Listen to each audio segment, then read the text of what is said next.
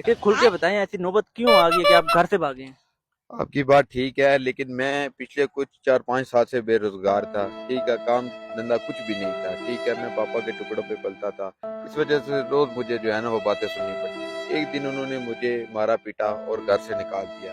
मैं भी फिर घर से तंग आकर बिल्कुल भाग निकला। देखें घर में तो ऊंच नीच हो जाती है, इसका यह मतलब तो नहीं कि आप हाँ घर भाई, आप छोड़ो घर छोड़ भाग के आ गए, भाग ये के आ बात जाएंगे। अच्छी तो बात तो सही है। नहीं है। नहीं नहीं, देखें, आपकी बात ठीक है, लेकिन जब इंसान तंग आया होगा ना तो फिर यही हाल होता है। ठीक है, अब मैं घर नहीं जाने वाला। अगर वो खुद आएंगे मुझे लेने के लिए तो ठीक है, मैं जाऊंगा, लेकिन मैं खुद नहीं जाने वाला और कभी नहीं जाने नहीं नहीं नहीं नहीं, सारुण के यहाँ कुछ तो गड़बड़ है। नहीं, घर वाले खुद क्यों आएंगे आपको लेने के लिए? रुको जरा, सबर करो। यार, असल में बात यह है ना कि मैं पापा की सारी जायदाद थी उसके कागज लेकर भागा।